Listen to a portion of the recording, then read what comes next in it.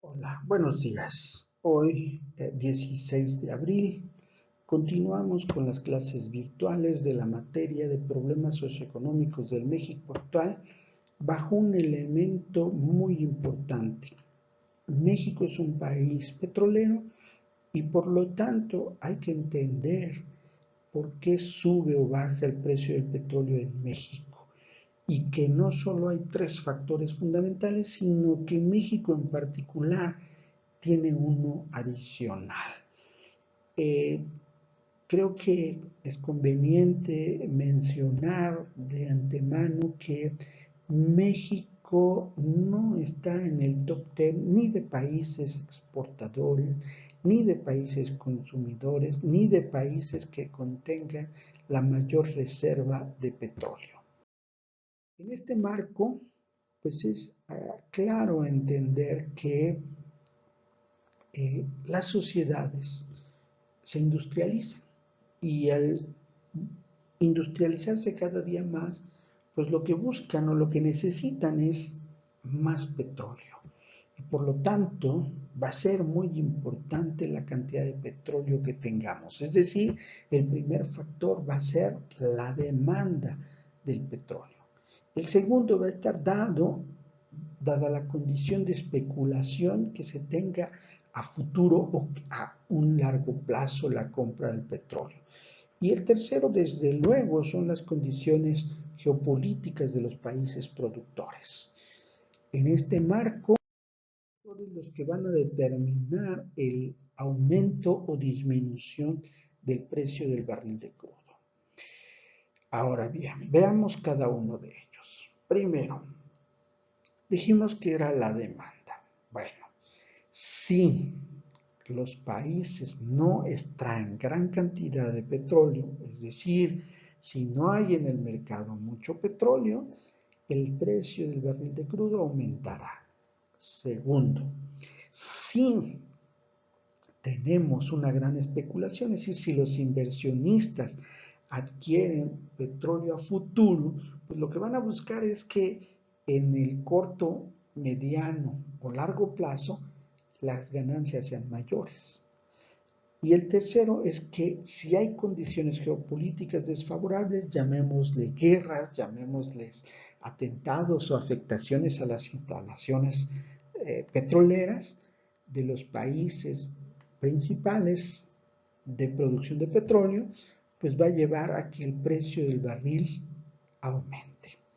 Por el contrario, si hay una extracción brutal, si lanzamos al mercado gran cantidad de petróleo, pues ¿qué es lo que va a pasar? Pues que necesariamente el barril de crudo va a disminuir porque de esa manera podrían colocarlo. La segunda es que si no hay tanta especulación, es decir, si los inversionistas no incurren a asegurar compras a futuro, pues el precio del barril de crudo tenderá a bajar. Y bueno, si los países productores de petróleo tienen condiciones geopolíticas favorables, es decir, si no se ven inmiscuidos en guerras, si no se ven inmiscuidos en atentados o no sufren atentados, pues esto va a provocar que el precio del barril de crudo disminuya. Ahora bien, también es importante entender que no solo es esto lo que está en juego, sino hay algo más, hay algo que debemos ir visualizando. Y en este marco es entendible que comprendamos que hay tres elementos que van a estar determinados por la demanda y por la especulación. Primero es cuánto se produce de petróleo y en este sentido los tres grandes es Arabia Saudita, Estados Unidos y Rusia. Todos ellos o cualquiera de ellos produce más de 10 millones de barriles diarios. Ahora bien, hay un cuarto jugador que es China, que también es importante no perderlo de vista. Y bueno, hay otros jugadores en esta gran maraña, que es Irán e Irak, que a pesar de que tienen una menor producción, en conjunto superarían a China.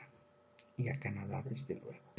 Pero no solo es la producción, sino también las reservas de petróleo. Es decir, ¿quién nos puede garantizar que durante mayor tiempo van a poder seguir produciendo?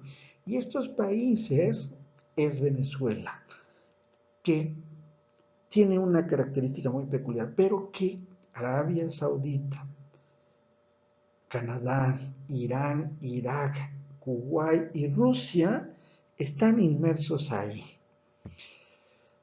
Ahora bien, no solo son estos dos elementos, sino también es el consumo. Es decir, ¿qué países son los que consumen mayor cantidad de petróleo? Y bueno, aquí está Estados Unidos, está en este sentido en dos elementos, es decir, produce y consume, aunque no tiene tantas reservas y por lo tanto va a estar preocupado de ver quién le garantiza esas reservas. Y por eso va a jugar un papel importante que Estados Unidos siempre esté en Irak y esté en Kuwait. Esos consumidores ahora en segundo lugar es China, que si bien produce una gran cantidad, no tiene tampoco reservas internacionales y por lo tanto entonces también va a tener que estar preocupado por esa madeja. Y Japón, que consume mucho petróleo, pero ni produce ni tiene reservas. Y bueno, la India, que sí tiene una característica, solo la de consumir.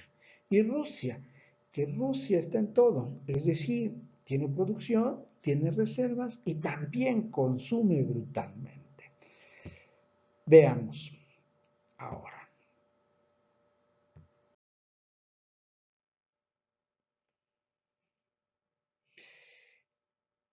Ya vimos que hay países que están inmersos en la producción, en las reservas y en el consumo, pero debemos de entender algo muy claro, y esto es que la demanda, la especulación y los aspectos geopolíticos de los países exportadores juegan un papel, pero que va a haber otro, que son las organizaciones de países exportadores de petróleo.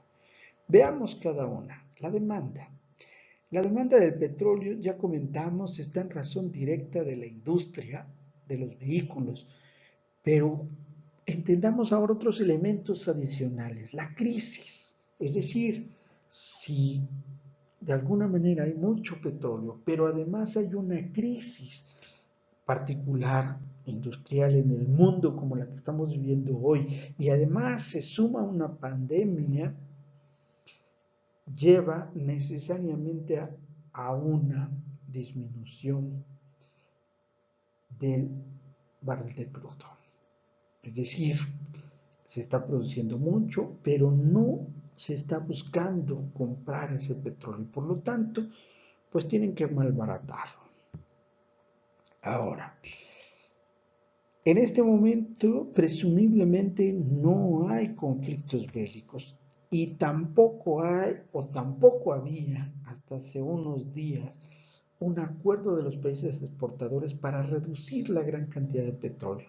Sin embargo, hace un par de días este acuerdo se llevó y esto va a provocar que en México, si bien el barril de crudo aumente, no le va a interesar mucho a México y ahorita lo vamos a dilucidar. La segunda es la especulación, es decir, los inversionistas lo que buscan es ofertar y comprar petróleo a futuro para tener una ganancia y por lo tanto lo que buscan es que el precio del barril de crudo aumente. Y los países exportadores de petróleo lo que van a buscar es un acuerdo para producir más o menor cantidad. Y cabe destacar aquí que México no pertenece a estos países, a esta organización de países exportadores de petróleo y por lo tanto tiene un elemento adicional de la demanda, de la especulación y de los aspectos geopolíticos, que es esos acuerdos en los cuales México no está obligado o en un momento dado se resiste a cumplir con ellos y por lo tanto las decisiones que tomen estas organizaciones van a tener algunas consecuencias en mayor medida para México. Y bueno, entendamos que el barril de crudo, si vivimos conflictos bélicos, si hay atentados en las instalaciones petroleras y por lo tanto la producción de petróleo disminuye, pues el precio va a aumentar. Pero si no hay estos elementos, no hay atentados, no hay conflictos bélicos y la producción se va en aumento, pues esto va a provocar que disminuya el precio del barril de crudo. Ahora, y esto debe de quedar muy claro, que México tiene un as bajo la manga y ese as bajo la manga no es otro más que el hecho de que tiene una opción y que si el barril de crudo que se estimó para este 2020 en $49 el barril cae, se puede ejercer esta opción y por lo tanto entonces si el precio del barril se fija en $15, pues a México le estarían dando 25 o $30. Por lo tanto, no le interesa entrar en esos acuerdos con esos países, pero también esos países van a buscar algo muy interesante. ¿Y cuál es? Bueno, pues que van a buscarle vender al más barato que el barril de crudo mexicano, es decir, a los clientes mexicanos va a llegar a Arabia Saudita y va a querer venderle y le va a vender a un menor precio. Y por lo tanto el barril de crudo de México va a estar bajo. Sin embargo, el elemento clave es que México tiene opciones y estas opciones le llevan a que no le preocupe del todo el precio del barril de crudo. Está protegido y le va a permitir tener ingresos.